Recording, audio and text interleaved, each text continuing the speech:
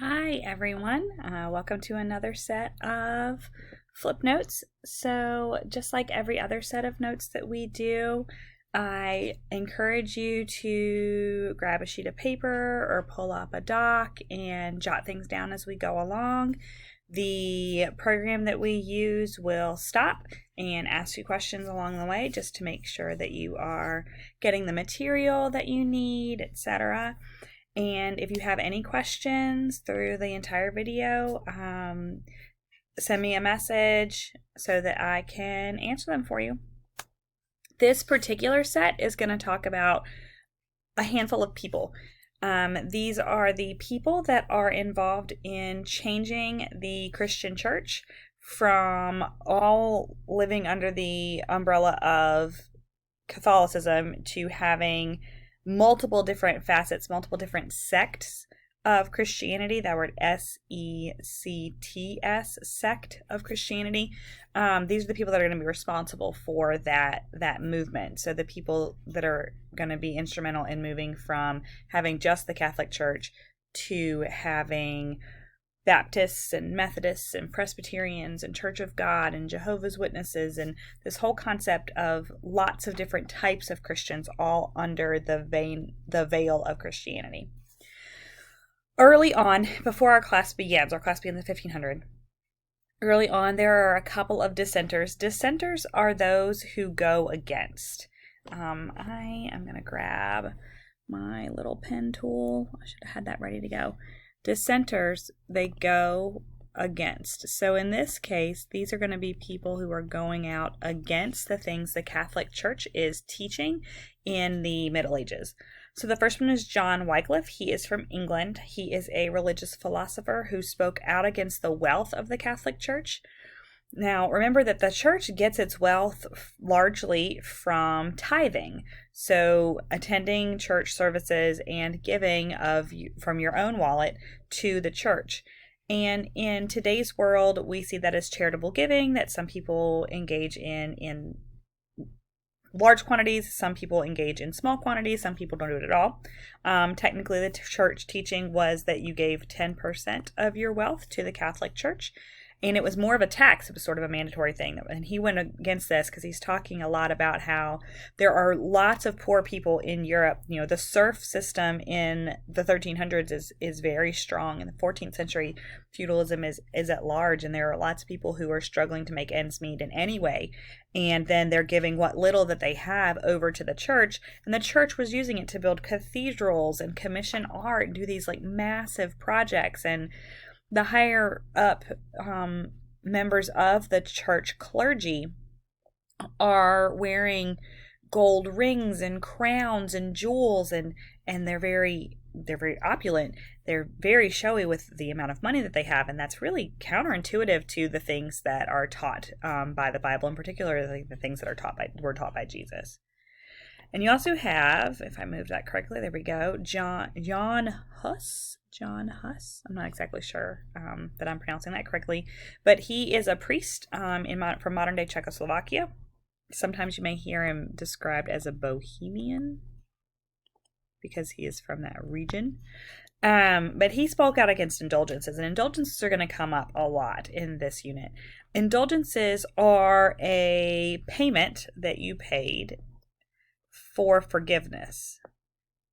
So you went to the church and you did your confession, where you were supposed to do that, I think, every week. And you detailed all the sins, and in, proper legal Catholicism, you would repent and you would pray and you would ask for God's forgiveness. But under the indulgence system, you would literally do those things and then pay a fee to get a piece of paper from the priest that certified that you had been forgiven.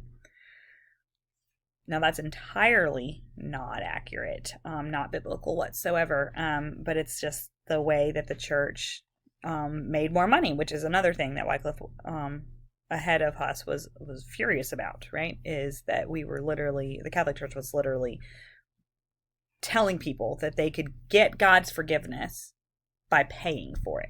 So those were two of the early dissenters. So we'll move on to the spark of the Protestant Reformation, the big schism, the big split.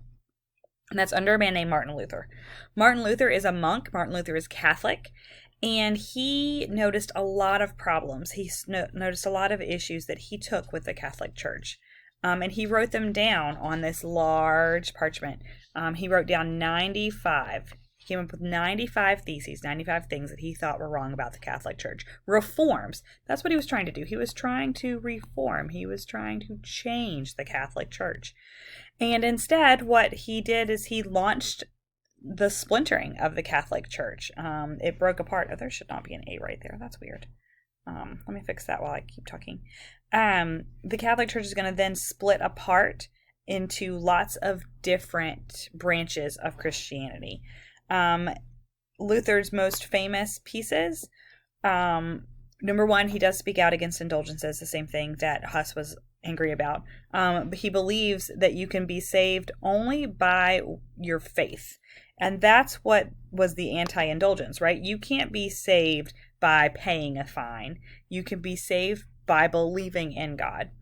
He also believed that the Bible is the ultimate authority on all things, where the Catholic Church was telling people who couldn't read, that the Pope and the priests were above the Bible, and the things that the Pope said were the word of God, as opposed to the Pope being human and capable of sin.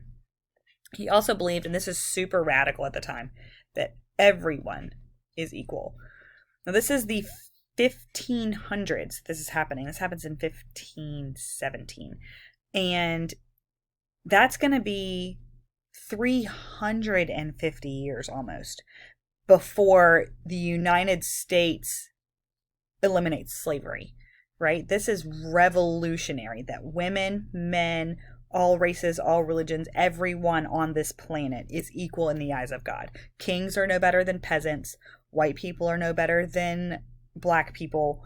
Men are no better than women. It's a revolutionary statement that he made. Another of the reformers is John Calvin, who leads a group called the Calvinists. I'm going to see if I can move Mr. Calvin down a little bit. He is French.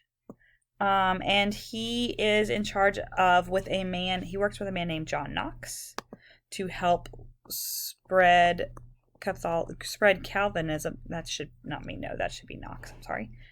He works with John Knox to help spread Christianity, not just Christianity, but Protestantism to Scotland. Which is going to actually lead politically to a lot of changes in Scotland, including the unseating of the Catholic Queen Mary, because she's a staunch Catholic. Calvin is different from a lot of religious reformers in that he believes in predestination. Predestination is the idea that everything that's ever going to happen to you, everything that you're ever going to do, and whether or not you will go to heaven is all already determined by God. It's the absence of free will. And that's what he and the Calvinists are promoting. He does also believe that your faith is not revealed by the amount of money that you put into the church, but by your actions, by your work, by your it's basically the actions speak louder than words, right? So that's what he was believing in. King Henry VIII, one of the most fascinating people in history, in my opinion. He is the King of England. He is a Catholic. He's raised a Catholic. The whole country is still Catholic at this point. Henry VIII is married to a woman named Catherine of Aragon. She is the daughter of the King of Spain, and they have a very long marriage where they have several kids, most of whom do not survive infancy or childhood. He does have a daughter who survives. Her name is sorry, I had to check on that. Her name is Mary. But then his wife ultimately gets to the point where she's too old to have children, and he does not have a surviving son. It's very important as the King of England that he has a surviving son, because he doesn't want to transfer his power to a daughter, because once that daughter would get married, then the power would transfer out of his family to the husband's family, and it was just something he could not possibly conceive of. So he asks the Pope for a divorce, which you can't get in the Catholic Church. You can't get divorced. He actually asks for something called an annulment, which is basically an agreement that the marriage was a sham. And unfortunately for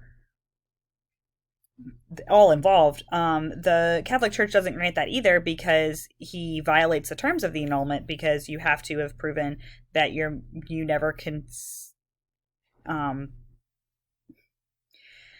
never had kids or did the actions that would lead to having children. And since he has surviving children that he has claimed as his entire time, that was obviously false. So the Pope's like, no, you can't get a divorce. And so he was like, fine, I'll just make my own church. So he breaks England off from the Catholic Church, and he heads his own church in England. He creates his own church, gives himself a divorce, and then gets married. Over and over again, honestly, I'll get back to that in a second. When he does that, he takes away all the land of the Catholic Church, and he gives it to all of his friends, and he appoints key trusted advisors as leaders of the church in England. He gets married. As you can see in this picture, he's surrounded by 6 women. He's married 6 times. He divorces this one. He executes this one. This one passes away. She dies. Then he divorces this one, he executes this one, and this one survives him.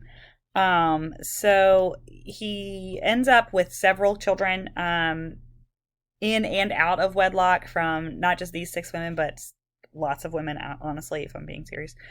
And what he ends up with, ultimately, is a son that doesn't rule for very long, and then he dies, and power reverts back to his first daughter, Mary, Catherine's daughter, who sends England back to being Catholic. And then her term, I don't remember whether she's unseated or whether she dies, but his daughter Elizabeth. So she is the daughter of his second wife, becomes the Queen of England. Now, this is the queen that Virginia is named for. This is the queen who is responsible for colonization in the New World. She defeats the Spanish Navy in 1588, making England the most powerful navy in the world, which is a huge step. She also promotes tolerance for people who go against her, mostly Catholics. Her sister Mary, as queen, was responsible for rounding up and executing Protestants, and Elizabeth puts a stop to that, but also puts a stop to all actions against Catholics and Protestants fighting against each other, because she basically says, we're all English and we all believe in God, which is very revolutionary for the time. And she puts together the 39 Articles, which create the Anglican Church, creates the Church of England with all of the things that they believe in, which is the formal separation away from the Catholic Church. I just spelled the word separation wrong. There should be an A right there.